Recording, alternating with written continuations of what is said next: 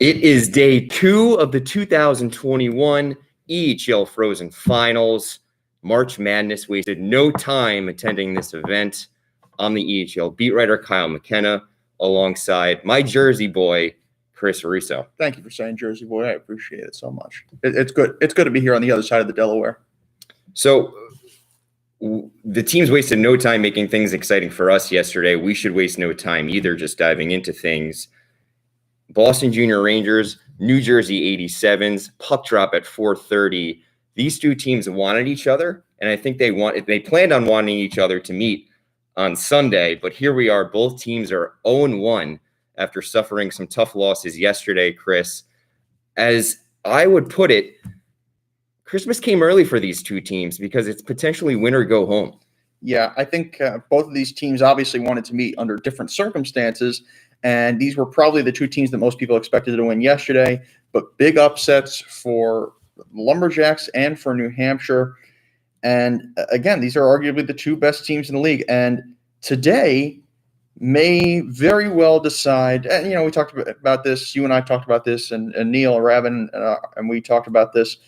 And unless New Hampshire goes 3-0, it likely means that the winner of this game, if there is a winner, we don't see a tie, the loser of this game will not go to the final. It's pretty much win or go home. You're absolutely right with that. And it's just a question of who really has the mental toughness after yesterday. We talked to Adam Hooley about it. One of the questions we asked him during the press conference was, how do you embrace having that first matchup, having the 4:30 matchup, because New Jersey, in terms of the rest, got the short straw of all the teams because they had a later game last night and they have the earlier game today. And he said, we just got to take it. We're happier that we get to go out on the ice first. And obviously, if I were an 87, I'd want to be on the ice sooner than later to try to prove myself, and that's what they're going to try to do. Boston, meanwhile, has had a couple more hours to marinate with a very tough loss, a bit of a controversial loss to the Lumberjacks. Difference is, the 87s were playing from behind. 87s were down 3 goals twice. Boston was in front by 2 goals in the third period with about 5-6 minutes left. So 2 very different ways of losing, but 2 heartbreaking losses and a game that will decide a lot today. Yeah, Chris, I think that's a good point, too, about just the time slot for both these teams. It's interesting because both teams lost. After yesterday, if I was a player and I lost the opening game here at the Frozen Finals, I want to get on the ice as soon as possible. I think if you have the later game, you almost have too much time to think, which could not be the best thing for both teams. But it's also interesting, both teams with goaltenders who found so much success throughout the year. I know you mentioned John Kopech had won 13 consecutive games, and Miller, he's no stranger to collecting wins and having, a goals against average below 2. Not the story for both goaltenders yesterday. I'm curious to see. I would imagine Kopech and Miller are back in net. Yeah. This is, I have nothing to report there per se, but, how do they rebound? And how does the play in front of them, how do they make adjustments? Both teams are going to have to make adjustments today. All the teams are going to have to make adjustments throughout the tournament, but I think goaltending is going to be a key factor today. Well, I think it's going to have to be about the very start and the very finish of the game, because I can't remember if it was you or I can't remember if it was Neil. Somebody said on the drive back at the hotel last night that New Jersey was the better team for 50 minutes of the game, and just New Hampshire scored all their goals in little parts that accumulated up to 10 minutes in a total stretch. Meanwhile, Boston was the more dominant team in that game. They dominated in terms of shots. Hey, they were down 1-0 after 1. They outshot the Lumberjacks 13-3 in that period. It's just that Vermont was a more physical team. For the goaltenders, look, Nathan Miller, goaltender of the year, best goaltender in the league. John Kopech was a guy who was in a bit of a goaltender battle with a couple of goaltenders, and then Adam Hooley and Matt Kiernan gave him the reins down the stretch. He really rode it. He played incredibly well, played very well in the playoffs, and has played well all year. But he gave up 5 goals. Granted, only 24 shots on goal for New Hampshire yesterday, but they got good opportunities, and when they did score, they scored in bunches. And the biggest point of that was 2 goals in the first, and the real backbreaker, I think Chris Sorrell, we talked about this with Chris Sorrell in the press conference, the real backbreaker for New Jersey was that 4th goal, or at least the goal that was probably most important in that game was the fourth goal for New Hampshire. The backbreaker was obviously 5 because New Jersey mounted a big comeback. They cut it from 3-0 down to 3-2 very quickly in a span of minutes. They cut it from 5-2 to 5-4 very late. It's just Adam Hooley will probably tell you they just ran out of time in this game, and that this game was more of a sprint than a marathon. Sure. Now, it's just going to be about changing the pace of the game, I would say. I think timing is everything, especially in a round-robin series for tournaments.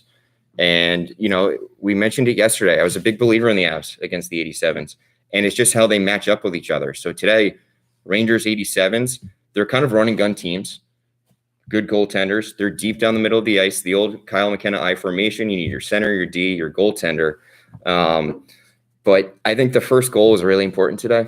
Yeah. Normally, I wouldn't say that, but I really do think the first goal is important. And if a team gets down early, speaking of time, it's funny. So I feel like a team goes down yesterday, right? You're losing 2-0 after the first period. You're like, okay, we have time.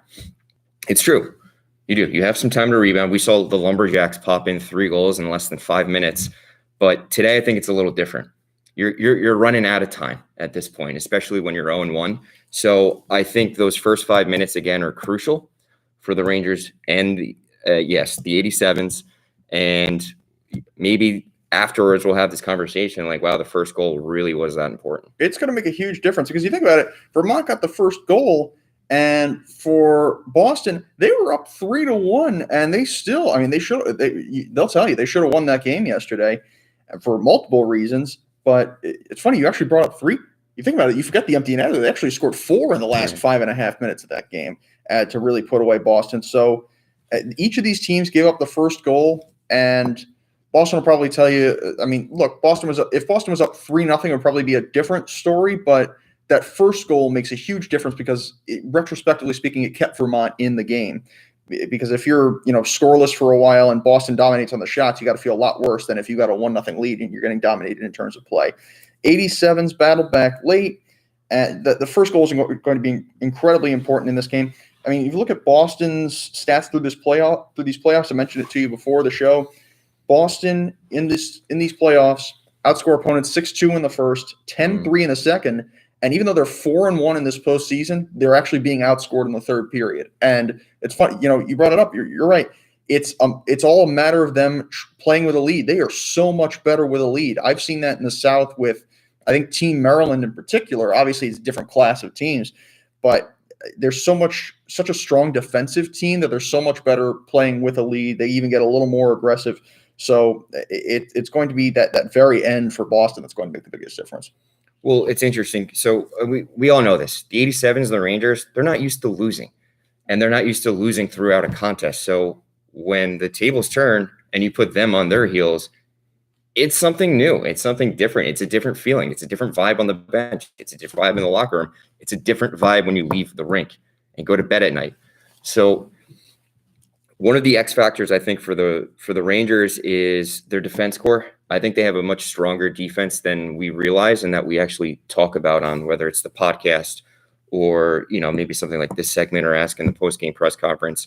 I said about the 87s, they're going to need offensive production from their defensemen. We saw a little bit of that yesterday, but I feel like for the Rangers today, their defense is really going to hold a lot of value, and we might experience that. And how about Joey Schaefer gets the Hattie in game 1? So we're so focused on Andy Moore, Johnny McAndrucolo. Joey Schaefer, welcome. He's actually to the pregame show. The funny thing is, he's actually on a 4-game point streak. And something that's interesting, last night was only the second game this year that the Rangers have lost after he scored a goal. They're 15-2 when he scores a goal this year. And then you would think the hat trick probably drives up the chances of victory.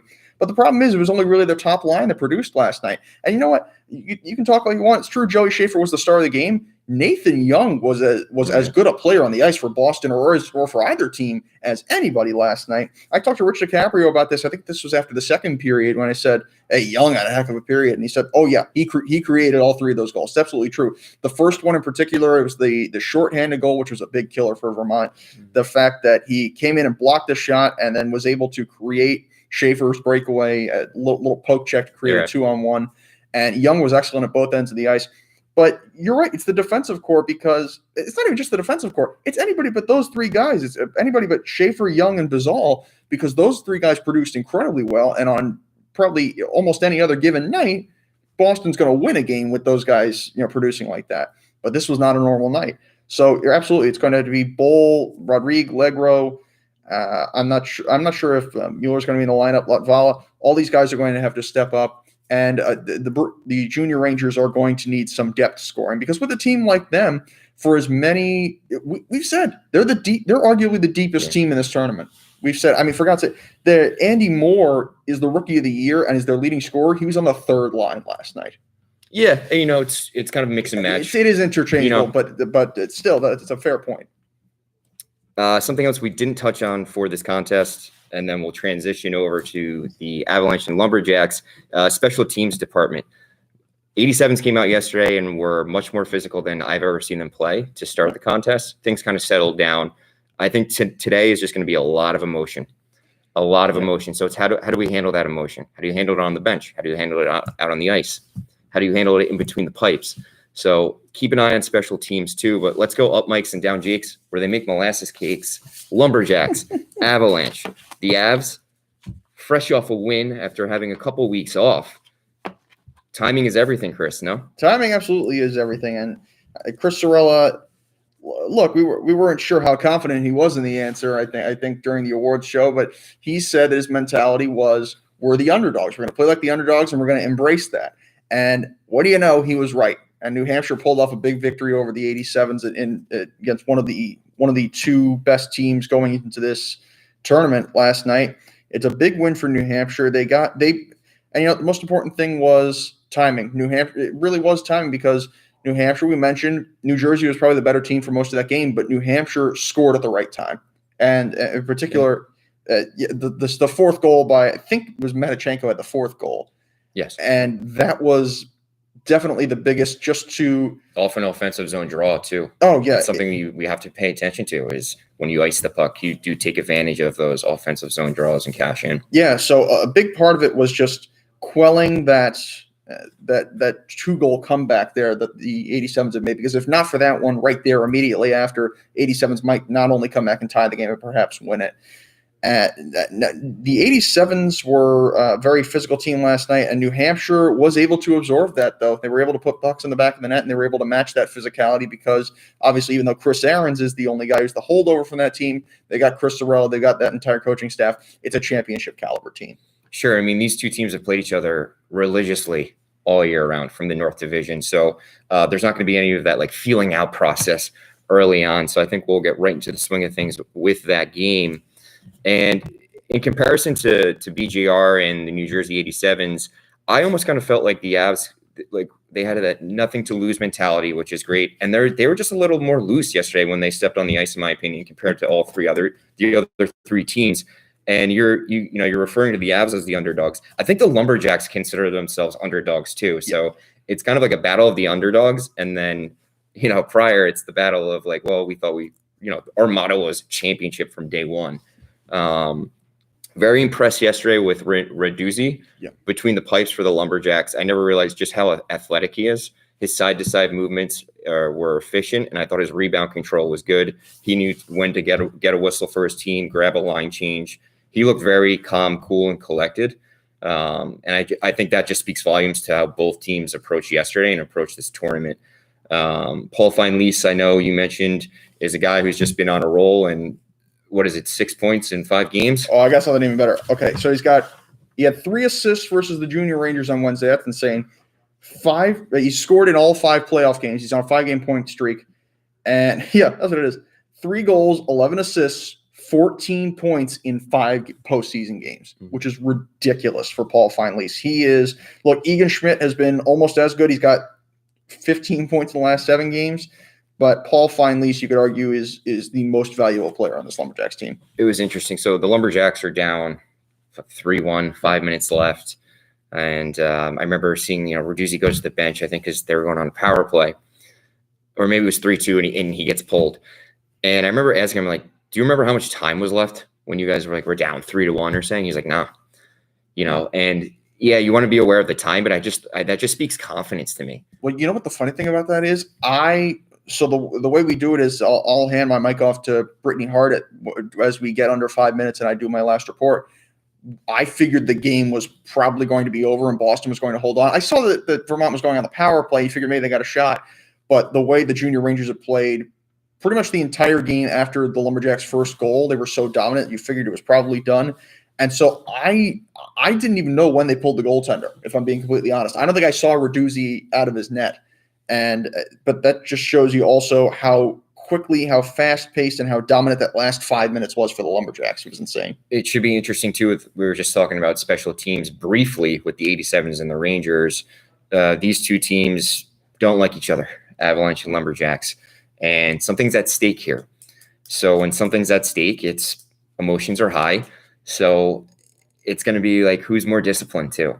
And I know the Avs kind of portrayed that yesterday, and I've always portrayed that like throughout the season where I still feel like they played a good hockey game yesterday, and I'll argue and I'll disagree with you and Neil that they were outplayed that long against the 87s. Yeah, well, 50 minutes might have been an exaggeration, but I heard someone say the words. It might have been Neil who said the words 50 minutes, and it was like New Jersey might have been the better team for more of the game, but maybe that was a bit of an exaggeration. I just felt like the Avs like played shutdown hockey, and New Jersey, again, it's a matchup thing, so today could be completely different, but New Jersey struggled to break out of the end numerous times. It was come up the ice. Nope, we stop you at the red line. Send it back. Come up the ice. Nope, we stop you at the blue line. Then we get offensive pressure and we go to work. So I'm curious to see. I can't imagine Sorella would make too many adjustments.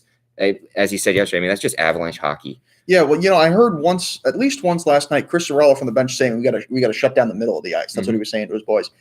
And Vermont is, I mean, the Lumberjacks, obviously there was a different record this year and there was a different caliber for the 87s for the majority of the year, whereas the Lumberjacks just powered down the stretch. But these are two teams with two fairly similar styles of play. I think I'd argue that the 87s are a better defensive team, but David Raduzzi has been as solid a goaltender as anyone. And you talk about Kopak having 13 straight and having that snap. David Raduzzi's won 10 straight, and he also makes the bigger saves, as we mentioned last night. He made one insane save in a 2-on-1, I think in the first period, to keep it 1-0. He made 2 or 3 really big saves to keep it at 2-1 or keep it at 3-1. And he made 30 saves total in this game. Boston definitely outshot. I think these shots were 33-24 in favor of the Junior Rangers. But, the funny thing is, the Junior Rangers and the 87s both, it seems like, try to take out their frustration with physicality. You mentioned the 87s being physical. I thought they were more physical after they went down 2 or 3-0 in that game because they were throwing hit after hit after hit. I think they finished with about 50 hits, which is remarkable. And it's funny because I've watched this team all year. They are not a particularly physical team, and they'll battle, but they are not a particularly physical team. They're a team from speed. And you know what? When they were throwing hits, though, I mean, they were down 3-0, but I think throwing hits for them was just a way of channeling frustration and actually trying to get back into it. And that's kind of what Boston was trying to do too. But the thing is, New Hampshire and the Lumberjacks were so disciplined and strong that they were able to shut things down. So you're going to have to make sacrifices, right? Yeah. In a tournament like this. And the Avalanche definitely did that because I think they blocked close to 20 shots yesterday, which is definitely a game changer too. Something to watch out for is, do the Lumberjacks reciprocate that? Yeah. The Lumberjacks are, I mean, they did a fairly good job on the penalty kill, I would say. Special teams, they were good. I get all 4 teams took a lot of penalties yesterday. I don't know. You could say that's the officiating. You could say that's just a lack of discipline. The coaches will probably tell you that, that's on us. That's a lack of discipline. So it's a matter of penalties will be very important today, and special teams were very important yesterday. Vermont actually was outscored on special teams 7-5 in terms of their power play and an opposing team power play this postseason. And then they scored 3 on the man advantage last night. Well, we'll find out later today, 4:30, first puck drop, Boston Junior Rangers, New Jersey 87s, 7:30, Lumberjacks, New Hampshire Avalanche. It is day 2 of the EHL Frozen Finals. We'll be doing this every day. I'm Kyle McKenna, Jersey boy Chris Russo. We'll see you at the rink.